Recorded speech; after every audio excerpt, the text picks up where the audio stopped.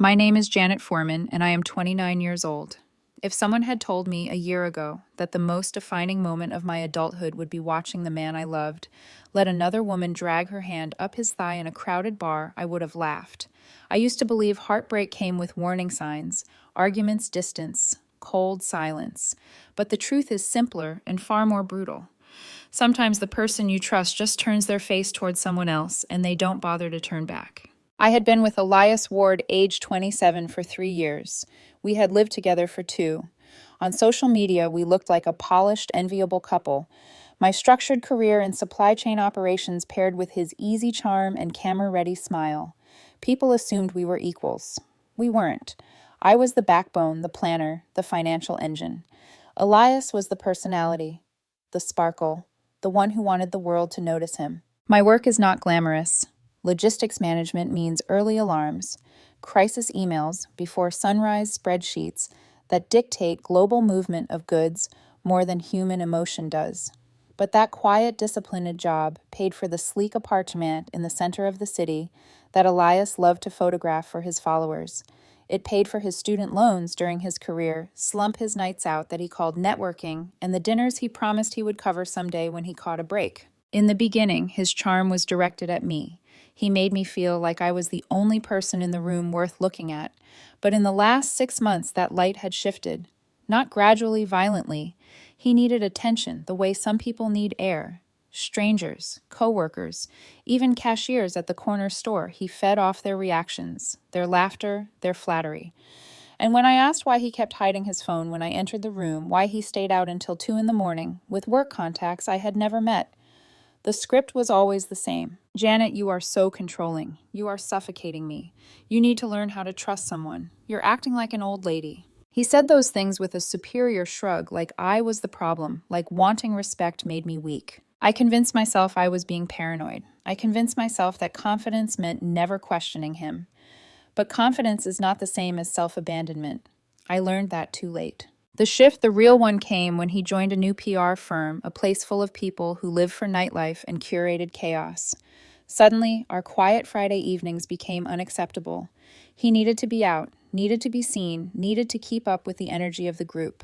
And at the center of that group was Marissa Hayes, his coworker. She was the kind of woman who treated boundaries like suggestions, who laughed too loudly at things that weren't funny, who stood a little too close, whose gaze lingered a little too long.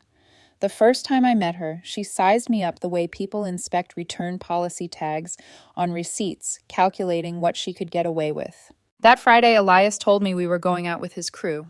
It wasn't an invitation, it was an order. You have to come, he said, brushing on cologne he only wore when he wanted to impress someone. Everyone thinks you're imaginary, and Marissa keeps asking about you. Marissa, I repeated. He paused for a split second, barely noticeable unless you knew him. She's basically the group mom, he claimed. Calm down. But when he turned around, I saw he was wearing the fitted navy shirt he usually saved for anniversaries. He didn't dress like that for me anymore. We arrived at an industrial chic bar, exposed brick dim bulbs music that made normal conversation impossible. His group occupied a massive booth in the back, and there she was, Marissa, sitting in the center seat like it was a throne. Elias didn't introduce me. He simply slid into the booth next to her shoulder, pressed against hers. I ended up dragging a bar stool from a nearby table perched awkwardly at the edge of the group like an uninvited guest. So, this is the legendary Janet Marissa announced, smirking. Her eyes slid over me like she was sizing up a competitor for a job opening. You look so serious. Elias did say you were the sensible one. Laughter erupted around the table. Elias laughed the hardest. She works in logistics, he said, resting his elbow behind Marissa. She basically keeps the world from falling apart. How thrilling, Marissa replied with a straight face. I ordered a bourbon and tried desperately to keep my composure. I watched their body language, the way he leaned toward her, the way she whispered into his ear, the way he didn't move away. 40 minutes in, I excused myself to the bathroom. I splashed cold water on my face, stared at my reflection, and forced myself to breathe. Do not be the jealous girlfriend, I told myself. Do not give him something to mock later. But the pit in my stomach felt like a warning I was ignoring. When I walked back, they didn't see me approach. The angle of the booth let me see everything before they noticed me. Marissa was leaning into Elias, their heads touching as she showed him something on her phone. and her hand, her manicured, deliberate hand, rested on Elias's upper thigh. Not his knee, not an accidental brush. High, intimate, possessive. Her thumb was rubbing slow circles into the fabric of his jeans. Elias wasn't pushing her away. He wasn't uncomfortable. He was letting her claim him. The noise of the bar vanished. I felt the blood rush in my ears. It wasn't jealousy. It was the raw, physical sensation of being disrespected so deeply that the humiliation burned hotter than anger. I stepped forward.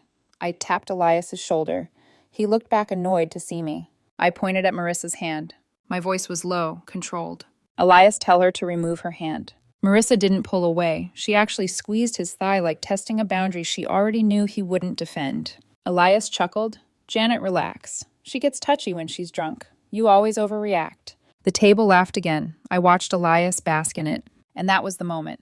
The precise moment something inside me, something loyal and patient and exhausted, finally let go. Not a break, a release. I looked at him and felt nothing. Not hatred, not heartbreak, just emptiness. As if the love I had been pouring into him had evaporated into thin air. You're right, I said quietly. Elias smirked, thinking he had won. But he had no idea what he had just lost. I finished my bourbon in one smooth swallow, set the glass down, pulled $100 bill from my purse and placed it on the table. For my drink. And yours, I said. Then I turned and walked toward the exit without looking back. The cool night air hit me like clarity. By the time I reached my car, the plan was already fully formed. If Elias needed attention, validation, chaos, he could have all of it. Just not in my home. Not in my life. I started the engine. I had exactly 1 hour before he realized I wasn't coming back. Plenty of time to pack every piece of him out of my apartment. When I pulled into the parking garage of our apartment building, the quiet was almost eerie. Usually coming home after a night out with Elias meant stepping into a powder keg. He would stomp around slamming cabinet doors, accusing me of ruining his vibe, demanding explanations for imaginary slights. But tonight I entered a silent apartment, a space that immediately felt less like a home and more like a clean workspace waiting for a task. And I had a task. A very specific one. The moment I stepped inside, I inhaled the scent that had become familiar over the past 2 years. Elias's cologne mixed with the warm vanilla candles he insisted on buying because they looked good in the background of photos. For a second, a flicker of nostalgia tried to claw its way up my throat. The couch where we watched movies. The blanket we fought over every winter. His shoes kicked messily near the door as if his presence still lingered in the air, unaware of the eviction already underway. But I pushed all of that aside. Emotions complicate execution. And I was in execution mode. People romanticize heartbreak as some sort of dramatic unraveling, sobbing on the floor, tearing up photographs, screaming into the void. But real heartbreak, the kind that is quiet and precise, feels more like performing surgery. You cut away what no longer belongs, and you don't stop cutting until the infection is gone. I went straight to the closet. The suitcases were exactly where I left them after our canceled Italy trip, still tagged barely used. I pulled them out, unzipped them, and opened them wide on the bed. Then I started packing. Not frantically, not angrily, systematically. I folded his shirts, every one of them, even the ones I hated. His jeans arranged by color, his endless collection of overpriced sneakers lined neatly along the suitcase edges, his watches each nestled into a small protective case. I didn't throw anything. I didn't damage anything. I didn't leave passive-aggressive notes. I simply removed him, piece by piece. Next came the bathroom. Elias had more grooming products than most women. I knew. Serums, sprays, styling creams. A hairdryer with attachments I had never seen before. I swept everything into a large duffel bag. Razor, cologne, deodorant, toothbrush. Gone. Then the living room, his gaming headset, his ring light, the stack of self-help books he bought but never opened. All of it went into a cardboard box I taped shut with satisfying finality. 2 years of shared life dismantled in 45 minutes. That's the part people never understand. When the love is gone, the cleanup is shockingly easy. By the time the clock struck 12:05 a.m., I was rolling the suitcases and bags into the hallway just outside the apartment. The elevator ping echoed softly as I lined everything against the wall, as neatly as if I were staging a hotel lobby. I went back inside. I removed my key from my keyring. Then I found his spare key, the one he kept in the kitchen drawer under old takeout menus. I placed both keys on the dining table side by side. Finally, I engaged the deadbolt from the inside. Once that bolt slid into place, an almost physical calm settled over me. It was strange, peaceful, almost cleansing. I wasn't shaking, I wasn't crying, I was simply free. I sat on the couch, grabbed a beer from the fridge, and waited. I didn't know exactly when he'd notice I was gone, but Elias had two predictable habits: needing control and needing validation. The second he realized I wasn't orbiting his chaos, he would panic. People like Elias always panic when the dependable finally walk away. At 12:22 a.m., my phone lit up. Elias calling. I let it ring until it stopped. 30 seconds later, Elias calling. I let it ring again. Then came the texts. Where did you go? Seriously, you just left. Everybody was laughing at you. You embarrass me. Pick up the phone, Janet. I took another sip of my beer and watched the screen glow in the darkness. When the phone rang a third time, I answered. He didn't start with hello. Where the hell are you? He demanded. His voice slurred, the kind of careless intoxication he wore like armor. At the apartment, I said. You left me, he screamed. You literally abandoned me because you couldn't handle a joke.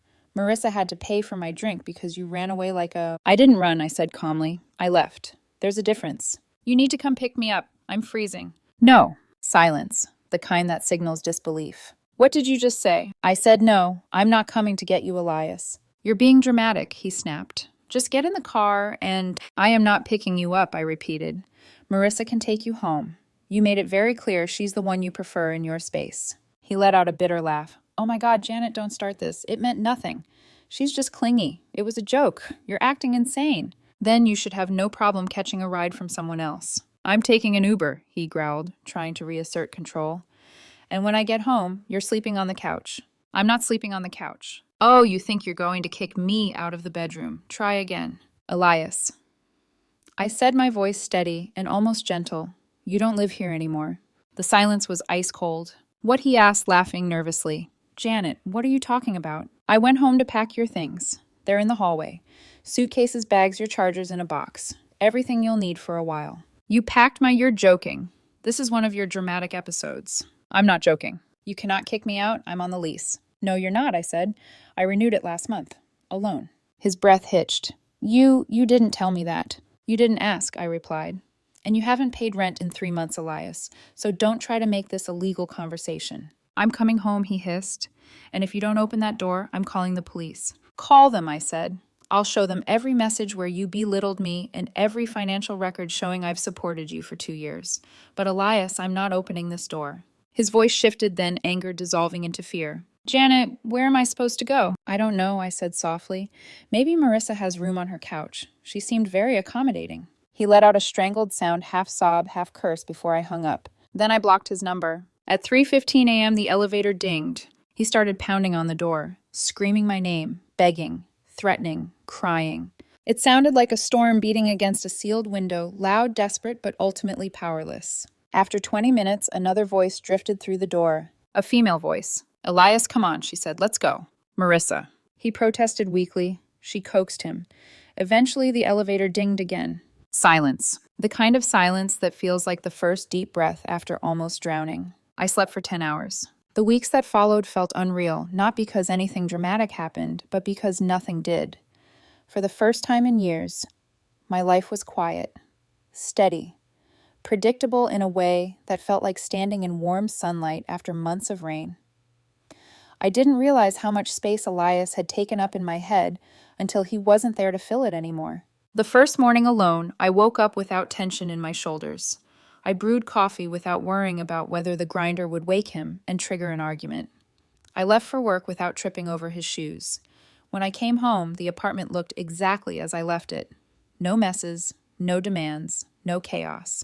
It was shocking how peaceful a life could be when it wasn't being constantly disrupted. I threw myself into my job the way I always wished I could, without distraction. I stayed late because I wanted to, not because I was avoiding another argument. I solved a supply chain problem that had plagued our department for months. My performance surged. My boss noticed. 3 weeks after the breakup, I got a promotion.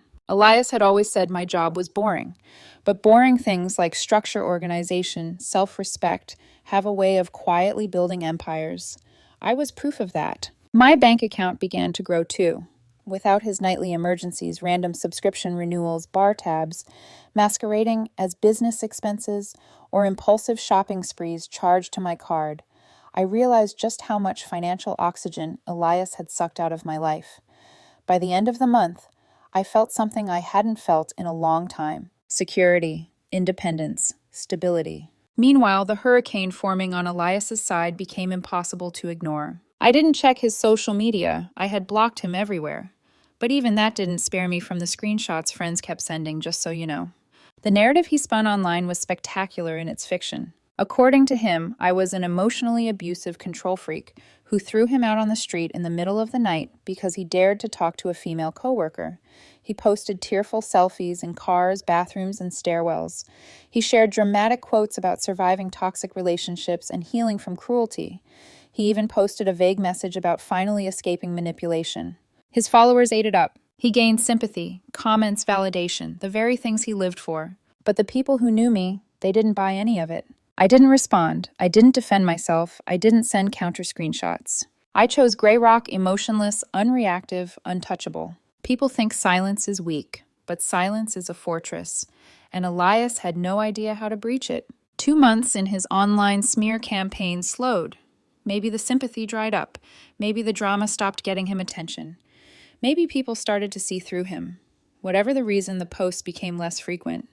Eventually, they stopped entirely, which ironically was when the real chaos began for him. My friend Rebecca, one of the few people who received the full truth without embellishment, slid her phone across the table one evening while we had dinner. "You want an update on your ex," she said. "Or should I just pretend none of this exists?" "Give it to me," I said, bracing myself. "It's bad," she warned softly. Like, bad. The photo on the screen was of Elias and Marissa standing in what looked like a poorly lit living room. Pizza boxes stacked on the coffee table, clothing draped over mismatched furniture, a tapestry pinned crookedly to the wall behind them like some kind of makeshift decoration, the kind of room that made you feel dusty just looking at it. It wasn't the mess that shocked me. It was them. Elias looked diminished. His once meticulously styled hair was unkempt. His cheeks were sunken, his posture slouched. He wore a t-shirt torn near the neckline, something he wouldn't have been caught dead in 6 months ago. Marissa looked worse. Her eyeliner smudged, her expression strained, her smile forced. The gloss of her curated, flirtatious persona had faded. She looked older, exhausted. The shine was gone from both of them. "They're official," Rebecca said. Well, as official as two people can be, when their entire relationship is screaming at each other in public. "What happened to Elias's job?" I asked, though I already suspected the answer. "Fired," she confirmed. He kept showing up late, or hungover, or not at all. "And Marissa, she's spending her paycheck covering his expenses now. At least that's what people at their old office say. Apparently he's been shock of the century flirting with other women at bars, and she is not handling it gracefully." There was a scene, actually more than one. I stared at the photo, feeling none of the satisfaction people expect in these situations. No triumphant vindication, no victorious glow, just an odd mix of pity and inevitability.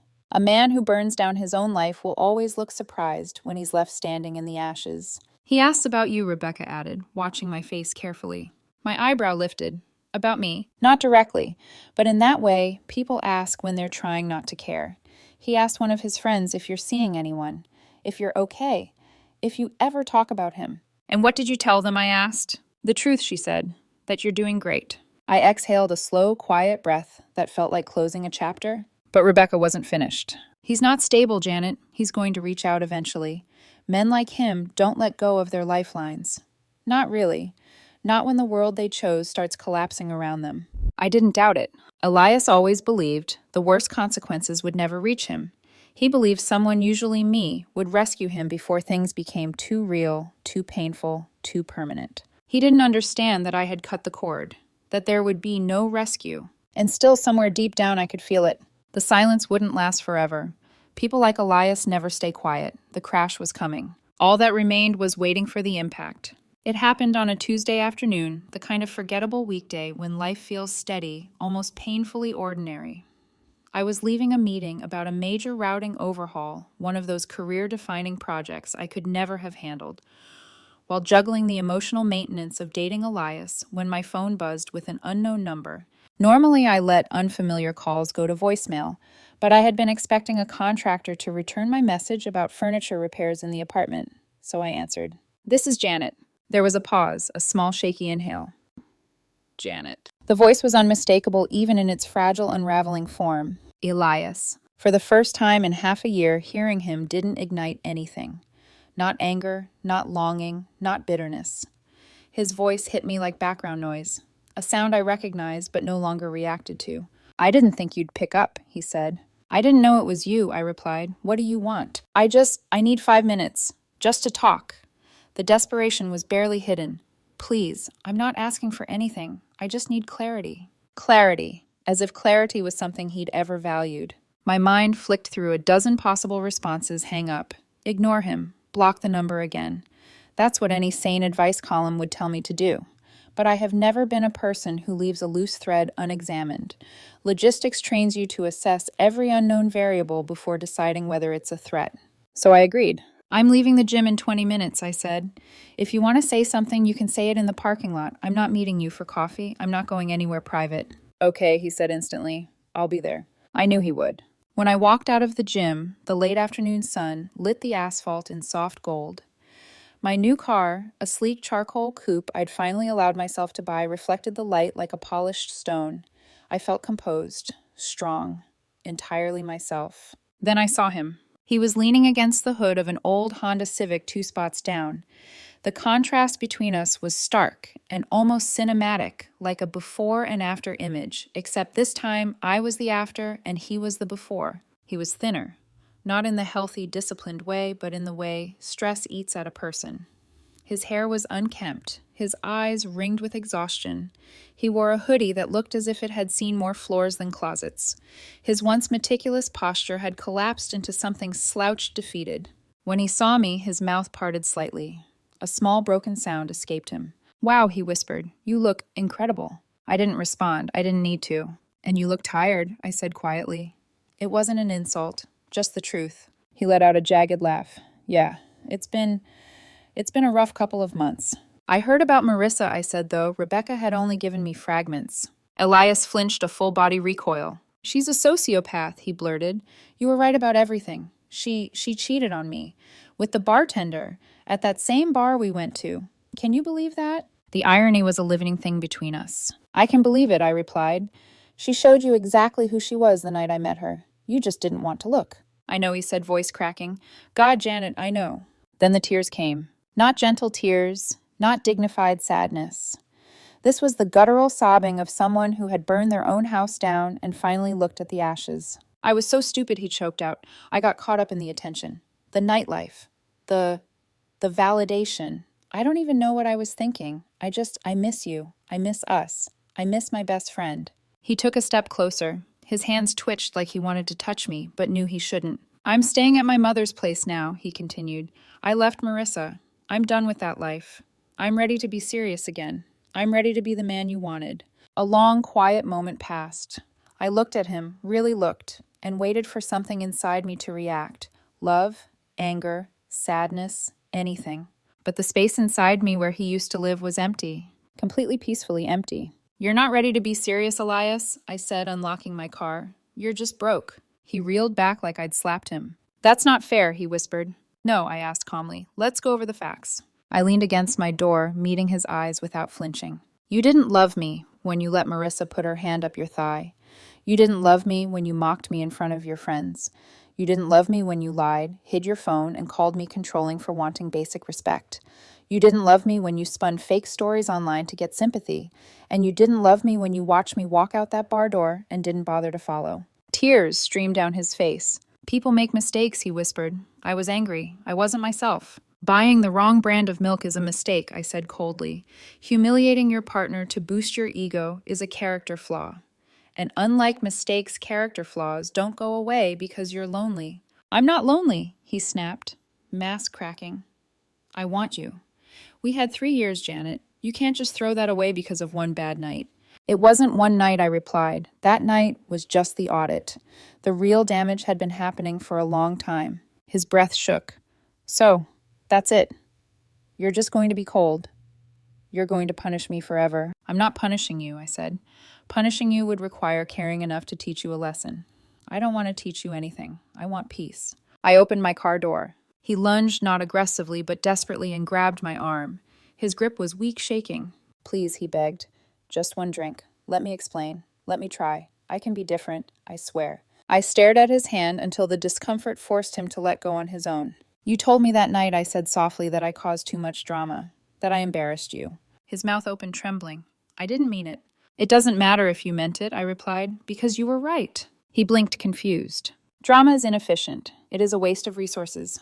And Elias. I stepped into the driver's seat, meeting his eyes through the open door. You are pure overhead. His face crumpled. Janet, please. I didn't wait to hear the rest. I closed the door, started the engine, rolled down the window. You'll figure things out, I said. You always land somewhere.